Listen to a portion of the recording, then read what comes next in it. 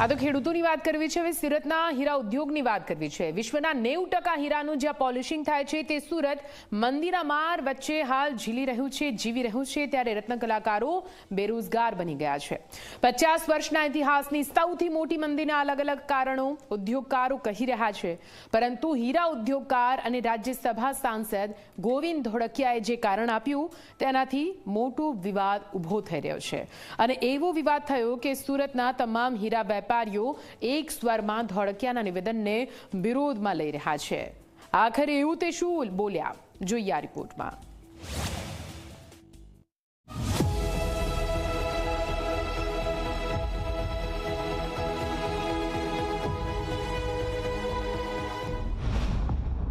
સુરતના હીરા ઉદ્યોગમાં કેમ આવી છે મંદી?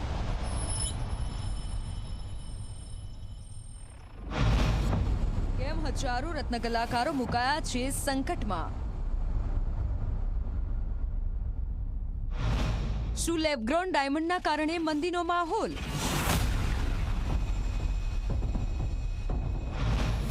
કેમ વિવાદનું કારણ બન્યું આ નિવેદન? સુરતના હીરા ઉદ્યોગમાં 50 વર્ષના ઇતિહાસમાં સૌથી મોટી મંદીનો હાલ સામનો કરી રહ્યા છે। એવી મંદીના વાદળો બંધાયા છે કે અનેક કારખાના બંધ થઈ ગયા છે અને 17 લાખ રત્ન કલાકારો સંકટનો સામનો કરી રહ્યા છે। ઘણા કારખાના ચાલુ છે તો પૂરતું કામ આપતા નથી। રત્ન કલાકારોના પગારમાં પણ 50%નો કાપ મુકાયો છે। આ મહામંદી હટે અને ફરી હીરામાં તેજી આવે તેવી સૌ કોઈ ચાતક નજરે રાહ જોઈ રહ્યું છે। મંદીના સૌ કોઈ અલગ અલગ કારણો આપી રહ્યું છે। કોઈ વૈશ્વિક મંદીનું કારણ ઘેરી રહ્યું છે તો કોઈ યુદ્ધને આગળ ધરી રહ્યું છે, પરંતુ જાણીતા હીરા વેપારી અને રાજ્યસભાના સાંસદ ગોવિંદ ધોળકિયાના મતે હીરામાં મંદીનું કારણ લેબગ્રોન ડાયમંડ છે। સૌથી પહેલા તો ગોવિંદ ધોળકિયાનું આ નિવેદન તમે સાંભળી લો। બધા ધંધામાં આખી દુનિયામાં સારું છે તો હીરામાં મંદી કેમ આવી? તો લેબગ્રોનને હિસાબે જે મેન મેડ ડાયમંડ થયા, તો મેન મેડને હિસાબે જે અમારા રિયલ ક્લાયન્ટ હતા એ કન્ફ્યુઝનમાં આવ્યા કે ખરેખર રિયલ લેવા કે લેબગ્રોન લેવા।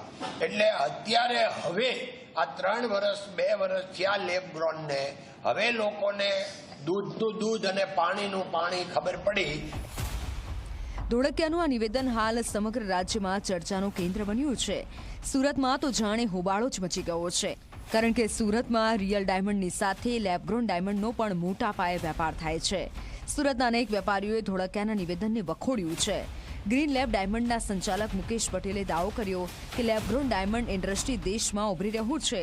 હીરામાં મંદીનું કારણ યુદ્ધ છે।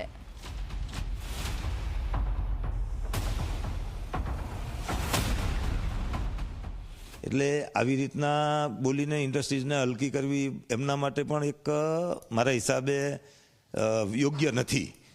વાત એ છે કે નેચરલ ડાયમંડમાં મંદી છે અત્યારે, તો નેચરલ ડાયમંડમાં મંદી છે એ અન્ય દેશોમાં યુદ્ધના કારણે અને 2008થી લઈને 20 સુધી કન્ટિન્યુ એક સરખું માર્કેટ તેજીમાં ચાલ્યું હોય તો કોઈ પણ ઇન્ડસ્ટ્રીની પાછળ એટલી બધી તેજી હોય તો મંદી આવવાના કારણો હોય છે।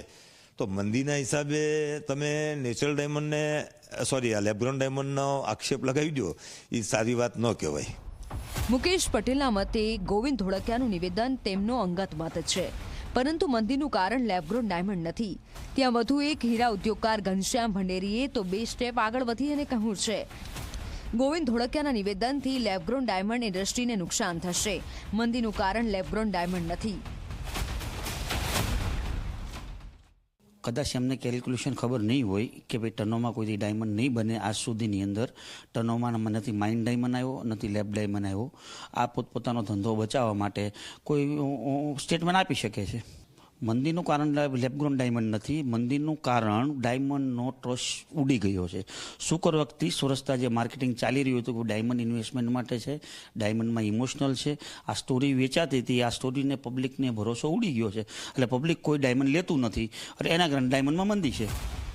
ગોવિંદ ધોળકિયાના એક નિવેદનથી સુરતના હીરા બજારમાં જાણે કે હાહાકાર મચી ગયો હોય તેમ સૌ કોઈ વિરોધ કરી રહ્યા છે। ધોળકિયાના નિવેદનનો વિરોધ થઈ રહ્યો છે।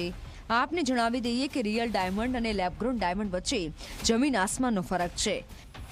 બંને હીરાની કિંમતમાં 10 ગણો તફાવત હોય છે। રિયલ હીરો ખાણમાંથી કાઢવામાં આવે છે, જ્યારે લેબગ્રોન લેબની અંદર તૈયાર થાય છે. વિશ્વમાં હાલ લેબગ્રોનની ડિમાન્ડ વધી છે. ઇકો ફ્રેન્ડલી લોકોને લેબગ્રોન ખૂબ જ આકર્ષી રહ્યો છે. ત્યારે ધોળકિયાના નિવેદનની આગામી સમયમાં વધુ શું અસર થાય છે તે જોવું રહ્યું. Bureau report, Zee media.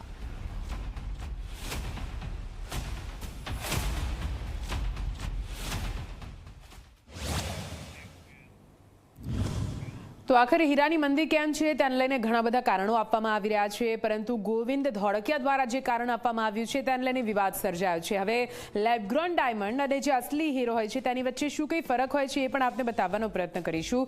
આખરે આ વિરોધનો વંટોળ કેમ ઉઠ્યો છે, રિયલ અને લેબગ્રોન ડાયમંડ વચ્ચેનો તફાવત શું છે તે તમારે જાણવું ખૂબ જ જરૂરી બની જાય ને ગ્રાફિક્સના માધ્યમથી આ જે ડિફરન્સ છે તમને બતાવીશું, જે તમે પારખી શકો.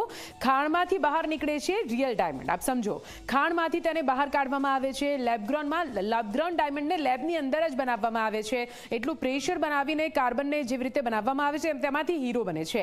એટલે રિયલ અને લેબગ્રોન એક ખાણમાંથી કુદરતી રીતે નીકળે છે અને એક લેબમાં બનાવવામાં આવે છે. આ સૌથી મોટો તફાવત છે. બીજો તફાવત છે માઇનિંગ થી પર્યાવરણને નુકસાન પહોંચે છે જ્યારે આપણે રિયલ ડાયમંડની વાત કરીએ છીએ, કેમ કે ખોદકામ કરીને ખાણોમાંથી જે ડાયમંડ હીરાને નીકાળવામાં આવે છે પછી તેને તરાશવામાં આવે છે, જ્યારે લેબગ્રોન એ વૈજ્ઞાનિક પદ્ધતિથી તૈયાર થયેલો ડાયમંડ છે જેને લેબમાં જ બનાવવામાં આવે છે. એટલે કે જો લેબમાં કોઈ ડાયમંડ બનાવવામાં આવ્યો લેબગ્રોન ડાયમંડ, તેનાથી પર્યાવરણને કોઈ નુકસાન નથી થવાનું, પરંતુ માઇનિંગથી જી હા લાંબા સમય પર્યાવરણને નુકસાન પહોંચે છે. આ બીજો મોટો તફાવત છે જ્યારે આપણે રિયલ અને લેબગ્રોન ડાયમંડની વાત કરતા હોઈએ. આગળ વધીએ. કુદરતી હીરો કહેવાય છે રિયલ ડાયમંડ, કેમ કે હીરાની ખાણોમાંથી જે પથ્થરો કાઢવામાં આવે છે હીરા સ્વરૂપે અને તેને પછી કૂતરીને તેમાંથી હીરો બનાવવામાં આવે છે, એટલે કુદરતી હીરો કહેવાય. જ્યારે લેબગ્રોન ડાયમંડ છે, ડાયમંડ તો છે જ, પણ એ લેબમાં ઉત્પન્ન થયેલો ડાયમંડ છે, એટલે રિયલ કરતાં ઘણો સસ્તો હોય છે અને તે રિયલ ડાયમંડ નથી, તે કૃત્રિમ ડાયમંડ છે. કિંમત ઘણી વધારે હોય છે રિયલ ડાયમંડની, તેની સામે લેબગ્રોન ડાયમંડની કિંમતની વાત કરવામાં આવે તો તે ઘણો સસ્તો હોય છે. એટલા માટે જ લોકોની વચ્ચે તેની ખ્યાતિ પણ ખૂબ જ વધારે વધી રહી છે. લેબગ્રોન ડાયમંડ તરફ લોકો વળી રહ્યા છે, એટલા માટે જ લેબગ્રોન ડાયમંડના કારણે મંદી આવી હોવાનું કહેવામાં પણ આવી રહ્યું છે. એટલે આ તફાવત તમે જોયા લેબગ્રોન ડાયમંડ અને રિયલ ડાયમંડ વચ્ચે. આખરે શું કઈ તફાવત છે, શું ફેરફાર છે, ડિફરન્ટ કેવી રીતે કહી શકાય. લાખો વર્ષે પેટાળમાંથી રિયલ ડાયમંડ બનતો હોય છે. કુદરતી રીતે જે ડાયમંડ બને છે તે લાખો વર્ષ થાય છે ત્યારે બનવા માટે, જ્યારે લેબગ્રોન ડાયમંડ છે ઓછા સમયમાં જ લેબમાં વૈજ્ઞાનિક પદ્ધતિથી તેને બનાવી દેવામાં આવે છે. એમાં સમય પણ ઓછો લાગે છે, સસ્તો પણ છે, એટલે ઇઝી એન્ડ કન્વિનિયન્ટ છે. અને એટલા માટે જ જ્યારે લેબગ્રોન ડાયમંડની વાત આવે છે ત્યારે લોકોની પસંદ લેબગ્રોન ડાયમંડ વધારે બનતો હોય છે. કહી શકાય કે માનવ બળની જરૂર વધારે પડે છે, જ્યારે રિયલ ડાયમંડ કેમ કે તેને ખાણમાંથી બહાર કાઢવાનો, તેને યોગ્ય જગ્યાએ લઈ જવાનો, તરાશવાનો, એટલે એમાં માનવ શ્રમની વધારે જરૂર પડે છે. જ્યારે લેબગ્રોન ડાયમંડ વૈજ્ઞાનિક પદ્ધતિ બનતો હોવાથી તેને કોઈ ખાણમાંથી કાઢવું નથી પડતો, ઓછા શ્રમમાં પણ તે બની જતો હોય છે. એક ખાસ વર્ગની પસંદ છે રિયલ ડાયમંડ. પૈસાદાર વધુ વગવાળા જે લોકો છે તેમનામાં રિયલ ડાયમંડની વધારે કહી શકાય કે પસંદ હોય છે, પણ સસ્તો હોવાને કારણે લેબગ્રોન ડાયમંડ એ લગભગ તમામ વર્ગોમાં ફેવરેટ બની જતો હોય છે, અનેક લોકોની પસંદ બની જતો હોય છે. અને એટલા માટે જ અહીંયા રિયલ ડાયમંડ એ મોંઘો હોય છે અને લેબગ્રોન ડાયમંડ જે ખૂબ જ સસ્તો હોવાને કારણે તેની તરફ લોકો વધારે આકર્ષિત થતા હોય છે, તેને વધારે ખરીદતા હોય છે. જો કે હવે જોવાનું રહેશે કે આ મંદીના માહોલની વચ્ચે હીરાને લઈને જે હીરા મંદીને લઈને જે નિવેદન આપવામાં આવ્યું છે તે વિરોધ આખરે ક્યાં સુધી પહોંચે છે અને શું કેસ સામે આવે છે. અને હવે આગળ વધીએ. આગળ અન્ય એક મુદ્દા